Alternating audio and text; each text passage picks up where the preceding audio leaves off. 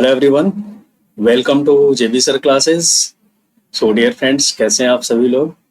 I hope आप लोग बहुत ही अच्छे हैं और पढ़ाई भी बहुत ही अच्छे तरीके से कंटिन्यू कर रहे हैं। हम लोग क्लास 12 फिजिक्स में चैप्टर नंबर 1 कंटिन्यू कर रहे हैं, इलेक्ट्रिक चार्जेस इन फील्ड्स। तो आज के लेक्चर में हम लोग इसमें पढ़ेंगे, लेक्चर 3 होगा आज का, और इसमें हम लोग पढ़ेंगे the superposition principle, forces between multiple charges. इससे पिछले लेक्चर में हम लोगों ने पढ़ा था कूलॉम्स लॉ। कूलॉम्स लॉ क्या होता है? कूलॉम्स लॉ बेसिकली बताता है कि दो पॉइंट चार्जेस के बीच में फोर्स को कैसे कैलकुलेट करते हैं। हम लोगों ने देखा था कि अगर दो पॉइंट चार्ज Q1 और Q2 है, 2 point charge Q1 and Q2 एक दूसरे से स्मॉल r डिस्टेंस पे सेपरेटेड होता है, तो इनके बीच लगने वाला force F equals to 1/4πε0 Q1 Q2 upon R square होता है ना। कि अगर दो पॉइंट चार्ज है तो उनके बीच फोर्स सिंपली हम लोग इस फॉर्मूले को अप्लाई करके निकाल सकते हैं। लेकिन प्रॉब्लम तब आती है जबकि बहुत सारे चार्ज हो, मल्टीपल चार्जेज हो, क्योंकि किसी भी सिस्टम में केवल दो पॉइंट चार्जेस को कंसीडर करना जरूरी नहीं है कि किसी सिस्टम में दो ही आइसोलेटेड चार्जेस हों। कोई भी सिस्टम बहुत सारे चार्जेस से मिलकर बना हुआ है और सभी चार्जेस के बीच में फोर्स का इंटरेक्शन होगा। तो अगर किसी सिस्टम में मल्टीपल चार्जेस हैं तो उन मल्टीपल चार्जेस के बीच में फोर्स का कैलकुलेशन कैसे करते हैं, फोर्स को कैसे फाइंड करते हैं, फोर्स कैसे निकालते हैं, तो उसको कैलकुलेट करने के लिए प्रिंसिपल ऑफ सुपरपोजिशन का यूज किया जाता है। तो प्रिंसिपल ऑफ सुपरपोजिशन का स्टेटमेंट क्या है? सबसे पहले हम लोग ये समझ लेते हैं कि what is principle of superposition. Principle of superposition theorem का स्टेटमेंट कहता है कि when a number of charges are interacting, the total force on a given charge is the vector sum of the forces exerted on it due to all other charges। यानी कि अगर किसी charge पर, किसी system में किसी एक charge पर डिफरेंट चार्जेस के कारण फोर्स लग रहा है तो उस चार्ज पर नेट फोर्स जो होगा उन सबका वेक्टर सम होगा। The force between two charges is not affected by the presence of other charges। दो चार्जेस के बीच में लगने वाला फोर्स किसी तीसरे चार्ज के प्रेजेंस से अफेक्टिव नहीं होगा। जैसे सपोज करो कि यहाँ पे एक चार्ज हमारा है Q1, ठीक। अब इस Q1 चार्ज से R1 डिस्टेंस पे कोई दूसरा चार्ज है Q2, एंड यहाँ इस Q1 से R2 डिस्टेंस पे दूसरा चार्ज है Q3, एंड इधर R3 डिस्टेंस पे तीसरा चार्ज है हमारा Q4, एंड एक चार्ज और हम लोग लेते हैं यहाँ से Q1 से R4 डिस्टेंस पे फिफ्थ चार्ज है Q5, ठीक है। तो अब देखो यहाँ पे Q1 चार्ज पे अगर हम लोगों को कैलकुलेट करना हो कि इस Q1 चार्ज पे Q2 Q3 Q4 and Q5 charges के कारण कितना नेट फोर्स लगेगा, तो पहली बात हमने ये बताया कि अगर इस Q1 चार्ज पर Q2 चार्ज के कारण फोर्स को हम लोग निकालेंगे तो ऐसा नहीं है कि Q3 के प्रेजेंस में इन दोनों के बीच का फोर्स इफेक्टिव होगा, नहीं। किन्हीं भी दो चार्ज के बीच लगने वाला फोर्स किसी तीसरे चार्ज के प्रेजेंस से इफेक्टिव नहीं होगा, ठीक है। तो सुपरपोजिशन प्रिंसिपल यही कहता है कि इस चार्ज Q1 पे लगने वाला जो नेट फोर्स होगा इन सभी इंडिविजुअल फोर्स का वेक्टर सम के बराबर होगा। जैसे कि अगर Q1 और Q2 के बीच के लगने वाले फोर्स को हम लोग ले लेते हैं F12 and Q1 and Q3 के बीच का फोर्स हम लोग ले लेते हैं F13। उसी तरीके से Q1 और Q4 के बीच का फोर्स है F14 and Q1 and Q5 के बीच का फोर्स है F15। तो net force on charge Q1, net force on charge Q1 due to other charges कितना हो जाएगा? अगर हम इसको लिखें F net कितना हो जाएगा? That will be F12 plus F13 plus F14 plus F15। So this is the principle of superposition, and by applying this formula we can calculate forces between multiple charges. जैसे F12 की अगर हम लोग बात करें तो F12 क्या हो जाएगा, F12 का अगर हम लोग न्यूमेरिकल वैल्यू निकालें, चलो F12 हो जाएगा 1/4 pi epsilon not Q1 Q2 upon R1 square. उसी तरीके से F13 क्या हो जाएगा 1/4 pi epsilon not Q1 Q3 upon R1 R2 का स्क्वायर। तो इस तरीके से हम लोग सभी फोर्सेस का न्यूमेरिकल वैल्यू कैलकुलेट करके इसका हम लोग वेक्टर सम कर सकते हैं। अब वेक्टर सम का मतलब क्या हुआ कि दो फोर्सेस के, दो चार्जेस के बीच में जो फोर्स लग रहा है उसके बीच का एंगल भी हम लोग कंसीडर करते हैं। तो इस सुपरपोजिशन प्रिंसिपल को और प्रॉपर वे में क्लियर करने के लिए मैं क्वेश्चन से समझाने की कोशिश कर रहा हूँ। जैसे देखो यहाँ पे क्वेश्चन है, question one is saying charges of plus 5 microcoulomb plus 10 microcoulomb and minus 10 microcoulomb are placed in air at the corners AB and C of an equilateral triangle ABC having each side equals to 5 centimeter. Determine the resultant force on the charge at E. कहने का मतलब है कि एक triangle है, question क्या बोल रहा है कि एक ट्रायंगल है, equilateral triangle. This is equilateral triangle A, B and C and इसके कॉर्नर्स पे देखो A पर कितना है +5 माइक्रोकूलम चार्ज, A पर है +5 माइक्रोकूलम एंड B पे है +10 माइक्रोकूलम, और C पर है -10 माइक्रोकूलम, ठीक है। एंड जो साइड है, साइड इसका दिया हुआ है 5 सेंटीमीटर, यानी कि किसी इक्विलैटरल ट्रायंगल के तीनों कॉर्नर्स पे +5 microcoulomb and +10 microcoulomb and -10 microcoulomb के चार्जेस प्लेस किए गए हैं। तो इस कॉर्नर ए पे रखे हुए चार्ज पे लगने वाला नेट फोर्स कितना निकालना है, ठीक है। तो फर्स्ट ऑफ ऑल हम लोग क्या करेंगे, देखो यहाँ पे जो बी पे चार्ज है ये क्या है +10 माइक्रोकूलम है और ए पर जो चार्ज है वो +5 माइक्रोकूलम है। तो सेम टाइप के चार्ज हो गए, तो बी पर जो चार्ज है उसके कारण ए पर लगने वाला फोर्स क्या होगा, रिपल्सिव नेचर का, यानी कि इस पे जो फोर्स लगेगा इस तरीके से लगेगा, इस डायरेक्शन में, ठीक है। इसको हम लोग F1 कंसीडर कर सकते हैं, F1, this is F1। And यहाँ पे +5 माइक्रोकूलम और -10 माइक्रोकूलम के बीच में लगने वाला फोर्स कैसा होगा, अट्रैक्टिव नेचर का। तो ये क्या होगा, कुछ इस तरह से होगा, इस डायरेक्शन में।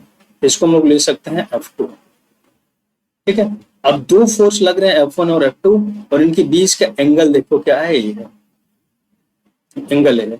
अब देखो इक्विलैटरल ट्रायंगल है ना, तो इक्विलैटरल ट्रायंगल में all angle is equal and that is 60 degree, 60 degree, 60 degree and 60 degree. तो ये 60 होगा तो ये क्या होगा, ये 120 डिग्री। अब दो फोर्सेस किसी थीटा एंगल्स पे वर्क करते हैं तो हमको पता है according to vectors law of addition F क्या होता है,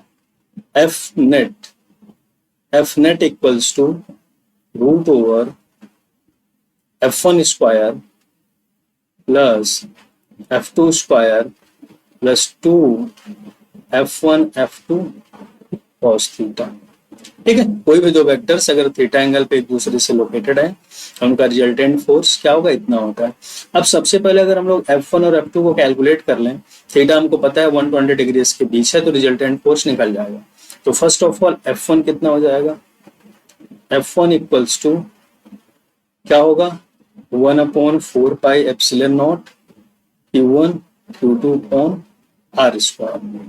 तो इसको हम लोग लिख सकते हैं, which implies that 1/4 pi epsilon not का वैल्यू 9 × 10⁹ इंटू Q1 क्या है, Q1 5, तो इसको हम लोग लिखेंगे 5 माइक्रोकूलम है तो 5 × 10⁻⁻6 कूलम इंटू Q2 कितना है 10 माइक्रोकूलम, तो 10 ×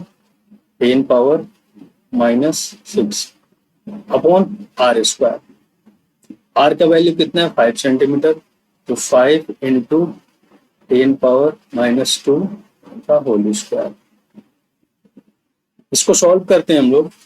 इसको अगर हम लोग सॉल्व करें तो इसका वैल्यू हमारा आएगा 180 न्यूटन, 180। ठीक है, यहां से ये तो मैं एक स्टेप में और सॉल्व भी कर देता हूँ, आ जाएगा यहाँ से। 5 के स्क्वायर करेंगे 25 हो जाएगा, 5 से 5 कट जाएगा और 2 बचेगा, 2 से यहाँ से कटेगा, फिर क्या बचेगा, 2 बचेगा, फिर 9 में 2 का मल्टीप्लाई होगा 18, 180 न्यूटन आ जाएगा।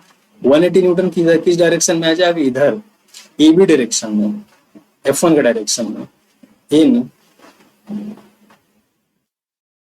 AB डायरेक्शन, AB डायरेक्शन में हो जाएगा। उसी तरीके से अगर हम लोग F2 का वैल्यू निकालें तो F2 कितना हो जाएगा, F2 1/4πε0 Q1 Q2 upon R square.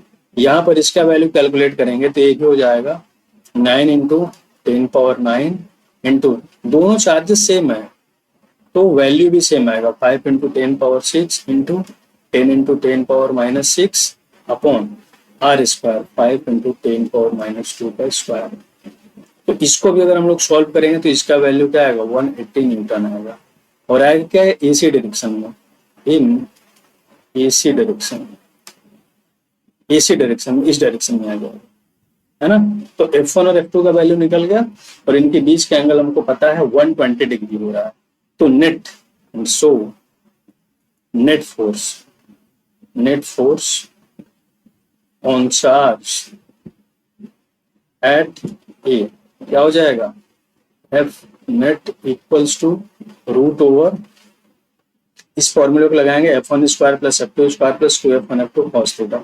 F1 क्या है, 180 का स्क्वायर प्लस 180 का square plus 2F1 F2, 2 into 180 into 180 into cos 120, ठीक है।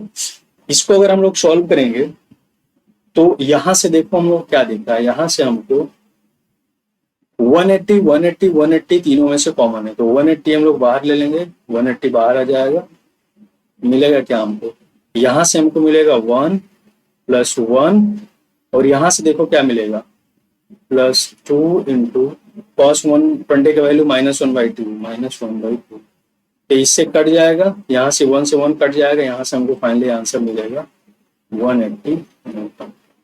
तो रिजल्टेंट फोर्स कितना हो गया, F नेट इक्वल्स टू 180। तो इस तरीके से हम लोग by applying superposition principle point A पे रखे हुए चार्ज 5 माइक्रोकूलम पे लगने वाला नेट फोर्स कितना है, 180 न्यूटन। सो आई होप ये क्वेश्चन आप लोगों को समझ में आया होगा, ठीक है। चलिए नेक्स्ट क्वेश्चन की बात करते हैं, क्वेश्चन नंबर 2। ये भी अच्छा क्वेश्चन है। क्वेश्चन 2 क्या कर रहा है, 4 equal point charges each 16 microcoulomb are placed on the 4 corners of a square of the side 0.2 meter. Calculate the force on any one of the corners, है ना। यानी कि एक स्क्वायर है, देखो यहाँ पे एक स्क्वायर है, एक स्क्वायर ले लेते हैं हम लोग, this is square, square ABCD और इसके इस स्क्वायर का साइड कितना दिया है, 0.2 मीटर और इसके सभी कॉर्नर्स पे equal charge 16 microcoulomb 16 microcoulomb 16 microcoulomb 16 microcoulomb 16 microcoulomb place किया गया। तो पूछ रहा है कि किसी भी एक चार्ज पे फोर्स को कैलकुलेट करिए। चलो हम यहाँ पे पॉइंट बी पे जो चार्ज है इस पे फोर्स को कैलकुलेट करते हैं। कैसे कैलकुलेट करेंगे, अब देखो यहाँ पे इस पॉइंट बी पे जो 16 माइक्रोकूलम का चार्ज है इस पर 3 अदर चार्जेस के कारण फोर्स लगेगा, A B and C, A D and B C पे जो चार्जेस है उसके कारण फोर्स लगेगा। तो ए, अब क्योंकि सभी चार्ज सेम नेचर का है तो ए जो बी पर फोर्स लगाया गया that will be of the repulsive nature, इस डायरेक्शन में हो जाएगा। ये हमारा होगा एफ ए बी, इस डायरेक्शन में होगा और सी पर चार्ज जो बी पर फोर्स लगाएगा वो क्या होगा, इस डायरेक्शन में स्ट्रेट जाएगा इस तरीके से एफ बी सी। एंड यहां से देखो डी पर जो चार्ज वो भी डी पे फोर्स लगाएगा, तो यहां से ये जो फोर्स लगेगा that is F D B. तो पॉइंट सी पे जो चार्ज है इस पे 3 फोर्स लग रहे हैं। अगर तीनों का अगर हम लोग वेक्टर सम कर दें तो हमें 100 फोर्स यहाँ पे पॉइंट बी पे जो चार्ज है उस पर मिल जाएगा। तो सबसे पहले हम लोग क्या देख रहे हैं कि एफ ए बी और एफ बी सी दोनों एक दूसरे के परपेंडिकुलर हैं। तो अगर यहाँ से हमको F A B and F B C का रिजल्टेंट मिल जाए तो क्या होगा, इन दोनों का रिजल्टेंट भी इसी डायगोनल से ही होकर जाएगा। ठीक है, तो सबसे पहले हम लोग क्या करते हैं, सबसे पहले हम लोग क्या देख रहे हैं कि Q1 equals to Q2 equals to Q4 and that is equal to 16 microcoulomb. It means 16 into 10 power minus 6 coulomb. ठीक, अब यहाँ पे अगर हम लोग F1 की बात करते हैं, हम लोग चलो बात करते हैं FBC की। FBC B और C के बीच लगने वाला फोर्स क्या हो जाएगा, 9 into 10 power 9 Q1 Q2। तो Q1 Q2 इक्वल है तो क्या हो जाएगा 16 into 10 power minus 6 का whole square upon R square. R कितना हमारा दिया हुआ है, यहाँ पे साइड कितना दिया हुआ है, आर अगर हम लोग ले लें तो आर का वैल्यू दिया है 0.2 मीटर, 0.2 मीटर, तो 0.2 का स्क्वायर। ठीक है, इसको अगर हम लोग सॉल्व करें तो यहां से हमको मिलेगा 57.6 न्यूटन, 57.6। इन दोनों के बीच लगने वाला फोर्स क्या होगा 57.6 न्यूटन, 6 न्यूटन। उसी तरीके से अगर हम लोग निकालें एफ ए बी, तो एफ ए बी कितना हो जाएगा, ये भी हो जाएगा 9 इंटू 10 पावर 9 इंटू चार्जेस कितना है 16 है, तो 16 इंटू 10 पावर माइनस 6 का स्क्वायर अपॉन 0.2 का स्क्वायर। इसका वैल्यू क्या हो जाएगा 57.6 न्यूटन, क्योंकि दोनों क्या है सेम डिस्टेंस है, सेम चार्जेस है। अब अगर हम लोग बात करें इसकी, हम लोग बात करें एफ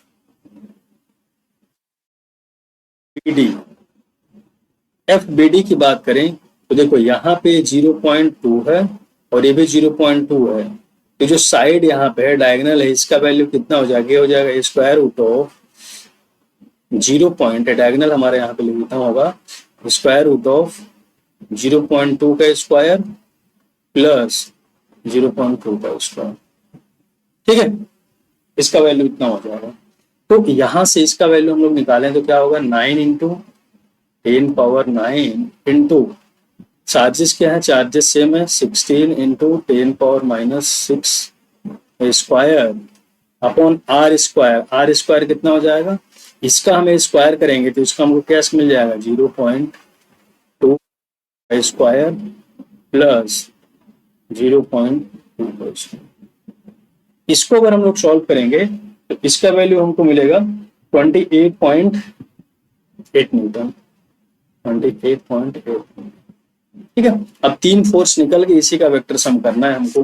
तो अगर हमको जो रिजल्टेंट निकालना है सबसे पहले हम लोग क्या करेंगे, एफ ए बी और एफ बी सी का रिजल्टेंट निकालेंगे। तो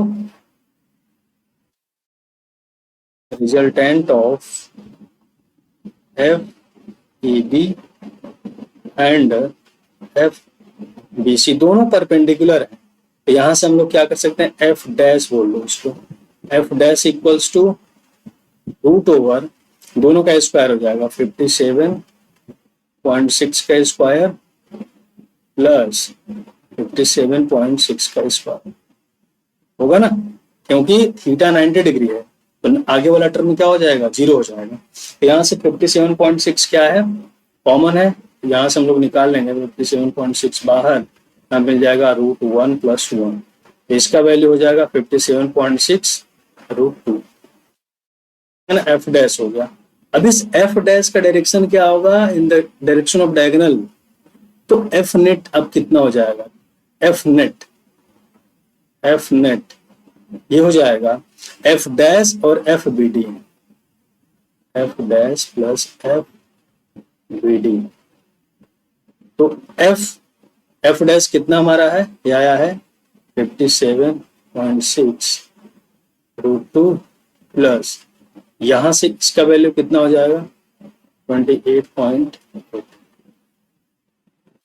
और इन दोनों को अगर हम लोग सॉल्व करते हैं तो इस पूरे का वैल्यू आएगा 110.3 न्यूटन।